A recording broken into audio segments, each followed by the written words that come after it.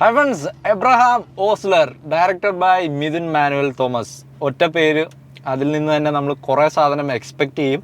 അപ്പോൾ ഈ സിനിമയുടെ ക്രൂ തന്നെ കുറേ തവണയായിട്ട് പറയുന്നുണ്ട് ഇതൊരു ക്രൈം ത്രില്ലർ അല്ല, പകരം ഒരു ക്രൈം ഇമോഷണൽ ഡ്രാമ. നമ്മളെ നേരൊക്കെ പോലെ ഇമോഷണൽ കോർട്ട് റൂം ഡ്രാമയായിരുന്നു, അതുപോലെ ഇതൊരു ഇമോഷണൽ ഡ്രാമയാണെന്ന് പറഞ്ഞു. അപ്പോൾ പറയുകയാണെങ്കിൽ സ്ഥിരം ടെംപ്ലേറ്റ് 2020 പുള്ളിയെടുത്ത അഞ്ചാം പാതിര ഉണ്ടല്ലോ, അതിലെ പോലെ തന്നെ സെയിം ഒരു സീരിയൽ കില്ലർ, ആ പുള്ളിയെ തേടിയുള്ള യാത്ര, അതുപോലെ തന്നെ അതിൻ്റെ പിന്നിലെ മോട്ടീവ്, അതൊക്കെ കണ്ടുപിടിക്കാനുള്ള സാധനമാണ്. അത് തന്നെ ഫസ്റ്റ് ഈ ഒരു സിനിമയിലൊരു എന്താണ് കുഴപ്പമില്ല, ത്രില്ലറാകുമ്പോൾ അങ്ങനെ തന്നെയാണ്, അത് ഓക്കെ എന്ന് പറയാം. പിന്നെ പറയാനുള്ളത് ജയറാമേട്ടൻ്റെ ക്യാരക്ടർ ഒരു മെമ്മറീസ് വൈബിലൊക്കെ പോലെ അങ്ങനത്തെ ഒരു സെറ്റപ്പ് പിടിച്ചുള്ള ഒരു ക്യാരക്ടർ. ഒരു ഡിപ്രഷൻ സ്റ്റാർ ആണൊക്കെയാണ് മെമ്മറീസിൽ പൃഥ്വിരാജ് ഒരു ഡിപ്രഷൻ സ്റ്റാർ ആണൊക്കെയാണ് പുള്ളിനകത്ത് പോകുന്നത്. ബട്ട് പുള്ളിക്ക് നല്ലൊരു റോളാണ് കൊടുത്തത്. പക്ഷേ ഒരു ജയറാം എന്ന് പറഞ്ഞ നടനെ എക്സ്പ്രസ് ചെയ്യാനുള്ള സംഭവം ഇല്ല. നമ്മൾ ആ ട്രെയിലറിലും ആ പോസ്റ്ററിലും ഒക്കെ കണ്ട പോലെ തന്നെ ജയറാമേട്ടൻ പ്രത്യേകിച്ചൊന്നും ചെയ്യാൻ അഭിനയ പ്രാധാന്യമുള്ള സാധനം ഒന്നും എനിക്ക് ഉള്ളതായിട്ട് തോന്നിയില്ല. പുള്ളി ഒരു കോപ്പാണ്, അതിനനുസരിച്ചുള്ള സംഭവം പുള്ളിക്കാരോട് ചെയ്തിട്ടുണ്ട്. ഓക്കെ, അപ്പോൾ ഫസ്റ്റ് ഹാഫ് എന്ന് പറയുന്നത് പ്യുവറായിട്ടും ഒരു സീരിയൽ കില്ലറിനെ, നമ്മൾ ആ ഒരു കില്ലറിനെ എന്താണ് എസ്റ്റാബ്ലിഷ് ചെയ്യുക, അതുപോലെ തന്നെ ഒരു ഇൻവെസ്റ്റിഗേറ്റീവ് മൂഡിൽ ഇങ്ങനെ പൊയ്ക്കൊണ്ടിരിക്കുകയാണ്.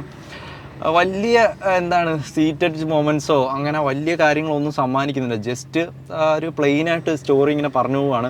അതിൻ്റെ ഇടയ്ക്ക് ഭയങ്കര ഇൻറ്റൻസ് ആയിട്ടുള്ള കുറച്ച് കാര്യങ്ങൾ വരുന്നുണ്ട്. അതൊക്കെ നല്ല ഒരു ക്യൂരിയോസിറ്റി ഇങ്ങനെ ഉണ്ടാക്കി സെക്കൻഡ് ഹാഫ് കാണാനുള്ള ഒരു സാധനം ഉണ്ടാക്കി. സെക്കൻഡ് ഹാഫ് പോയിന്റ് പറയണമെന്ന് പറഞ്ഞാൽ ഇന്റർവെൽ പഞ്ച് ഇല്ലായിരുന്നു സിനിമയിൽ. ഇന്റർവെൽ എന്താണ് വെറും ഒരു പെട്ടെന്ന് നമ്മളൊരു വീഡിയോ പോസ് ആകുന്നതൊക്കെയായിരുന്നു ഇന്റർവെൽ കൊണ്ട് നിർത്തിയത്. ഒരു ഇന്റർവെൽ പഞ്ച് ഇല്ലായിരുന്നു. ഇന്റർവെൽ ഒരു പഞ്ച് ഉണ്ട്, ക്ലൈമാക്സിൽ ഇതുണ്ട്. പക്ഷെ interval okay first half interval disappointed ആയി പോയി സത്യം പറഞ്ഞാൽ. ഇന്റർവെൽ പെട്ടെന്ന് നിർത്തിയാണ്. പക്ഷെ അതിന് തൊട്ട് മുമ്പ് വരെ നല്ല രീതിയിൽ പൊക്കോണ്ടിരിക്കുന്നു. പക്ഷെ വേറെ അവിടെ ഒരു സാധനം ഉണ്ട്, തിയേറ്റർ വെടിക്കുന്ന ഒരു ഐറ്റം ഉണ്ടെന്ന് പറഞ്ഞു. അതിനുവേണ്ടി നമ്മൾ സെക്കൻഡ് ഹാഫിന് വേണ്ടി വെയിറ്റിംഗ് ആയിരുന്നു. അപ്പോൾ അങ്ങനെയുള്ളൊരു ബിൽഡപ്പ്, അത്ര വലിയൊരു ബിൽഡപ്പ് ഇല്ലെങ്കിലും സെക്കൻഡ് ഹാഫിൽ ഒരു സംഭവം എന്തെങ്കിലും സസ്പെൻസ് ഉണ്ടാവുമെന്ന് നമ്മൾ കരുതി. അപ്പോൾ ഒരു ഐറ്റം വന്നു. സീൻ ആരെ കാര്യമാണ് പറയുന്നത്? മമ്മൂട്ടിയുടെ കാര്യമാണോ? എല്ലാവർക്കും അറിയാലോ. ഇനി ആരെയും സ്പോയിലർ ഉണ്ടെന്നൊന്നും പറയില്ല. റെസ്പോൺസിൽ ആരോ സുരേഷ് ഗോപി ഉണ്ട്, കുഞ്ചാക്കോവൻ ഉണ്ടെന്ന് പറഞ്ഞിട്ട് സ്പോയിലർ എന്ന് പറയുന്നു. അപ്പോൾ മമ്മൂക്ക വന്ന സീൻ എൻട്രി ഒക്കെ എന്റെ പൊന്നോ, എൻട്രി അതൊരു നല്ലൊരു സീൻ. അതൊരു എക്സ്പീരിയൻസ് ആയിരുന്നു. തിയേറ്ററിൽ കയ്യടി. ഗെറ്റപ്പ് അടിപൊളിയായിരുന്നു. ഗെറ്റപ്പ് ആ സമയത്തുള്ള എന്താ സുരേഷ് ഗോപി മമ്മൂക്ക ഫാൻസിന് ആ ഒരു മൊമെന്റ് മാത്രം മതിയായിരിക്കും ഈ ഒരു സിനിമ എന്താണ് ഒരു അത്ര ഒരു ഫീൽ കിട്ടാനായിട്ട് കൂടുതൽ. ഇന്റർവെൽ തൊട്ട് മുമ്പേ കറക്റ്റ് ഒരു പക്ക ഇൻവെസ്റ്റിഗേഷൻ മോഡലില് ഓരോ നമ്മൾ ഇൻട്രസ്റ്റിംഗ് ആയിട്ട് എല്ലാം കണ്ടുകൊണ്ട് പോകുന്നുണ്ട്. പക്ഷെ ഇന്റർവെല് കഴിഞ്ഞ് ഇന്റർവെലിന് ആ പോർഷനും എനിക്ക് ഇഷ്ടപ്പെട്ടു. പറയാൻ പറഞ്ഞാൽ ഇന്റർവെൽ പഞ്ച് ഇല്ലായിരുന്നു. നമ്മൾ പെട്ടെന്നൊരു വീഡിയോ പോസ് ആകുന്നതൊക്കെയായിരുന്നു സിനിമ ഇന്റർവെൽ കൊണ്ട് നിർത്തിയത്. ജഗദീഷ് പണ്ടൊരു ഇന്റർവ്യൂ കണ്ടല്ലോ, ഇതിന്റെ ഇന്റർവെലിന് ഒരു പഞ്ചുണ്ട് എക്സ്ട്രാ അങ്ങനെ പറഞ്ഞില്ലായിരുന്നു. ഇന്റർവെൽ എന്തോ പഞ്ച് പ്രതീക്ഷ. ചിലപ്പം സിനിമ എഡിറ്റിംഗ് ടൈമിലായിരിക്കും അവർ തീരുമാനിച്ചു ഇവിടെ ആയിരിക്കണം ഇടവേള വരേണ്ടത്. അങ്ങനെയല്ല എനിക്ക് തോന്നിയത്. പെട്ടെന്നുണ്ട് ഒരു സിനിമ നടുക്ക് നിർത്തിയാണ്. പിന്നെ സെക്കൻഡ് ഹാഫ് എന്ന് വെച്ചാൽ ത്രില്ലിംഗ് മൊമെന്റ്സ് അല്ല, ഫുൾ ഒരു സ്റ്റോറി ടെല്ലിംഗ് ആണ്, സ്റ്റോറി ടെല്ലിംഗ് മോഡൽ. എനിക്ക് ഈ സിനിമയിലെ മെയിൻ നെഗറ്റീവായിട്ട് തോന്നിയത്, ഒരു കല്ലുകടി പോലെ തോന്നിയത് ഇതിന്റെ ഒരു അതിനാടകീയതയാണ്. ഭയങ്കരമായിട്ട് ക്യാരക്ടേഴ്സിന്റെ ഡയലോഗ്സ് ആയാലും അതുപോലെ തന്നെ കുറെ മിസ്കാസ്റ്റ്, ചെറിയ ക്യാരക്ടേഴ്സ് പോലും പറയുന്നില്ല, എന്നാലും നാടകീയ ഡയലോഗ്സ് എനിക്ക് തോന്നിയിട്ടുണ്ടായിരുന്നു.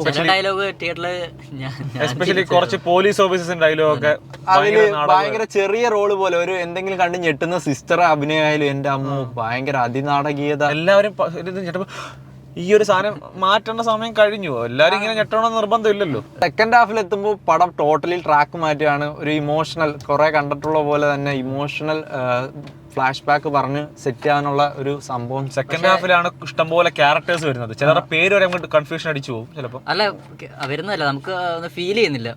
അവർക്കുള്ള പ്രോബ്ലം നമുക്കുള്ളതായിട്ട് നമുക്ക് ഫീൽ ചെയ്യണ്ടേ, പക്ഷെ അത് ഫീൽ ചെയ്യുന്നില്ല. ഭയങ്കര സിമ്പിൾ ആക്കി കളഞ്ഞ പോലെയൊക്കെ തോന്നി. ഇത്രയും ഒരു സീരിയൽ കില്ലറിനെ ലാസ്റ്റ് കൊണ്ടുവന്നിട്ട്. അനശ്വര രാജൻ എന്ന് വെച്ചാൽ നമ്മള് നേരിൽ അനശ്വര രാജനെ കണ്ട കണക്കല്ലേ ഇത്, ഒട്ടും ഇമ്പോർട്ടൻസ് ഇല്ലാത്ത ഒരു ക്യാരക്ടർ ആയി പോയി. അത് ആ ഒരു ഇതേ ഉള്ളൂ. അപ്പോൾ നമ്മളെന്തായാലും മിഥുൻ മാനുവൽ തോമസ് ആ ഒരു പേരും അതുപോലെ തന്നെ മമ്മൂക്കയുടെ ക്യാമിയോ അതൊക്കെ പ്രതീക്ഷിച്ച് വലിയ ഹൈപ്പ് കൊടുത്തോണ്ടായിരിക്കും ഫാമിലി ഓഡിയൻസിനൊക്കെ ഒരു പക്ക സാധനം തന്നെ ആയിരിക്കും പടം. എന്നാലും ക്ലൈമാക്സ് ഒക്കെ എത്തുമ്പോഴത്തേക്കും ഒരു എന്താണ് ഒരു കൺവിൻസിങ് അല്ലാത്ത രീതിയിൽ സ്ഥിരം മറ്റേ പാർട്ട് 2 ആ സംഭവമൊക്കെ ഇറക്കിയിട്ടുണ്ട്.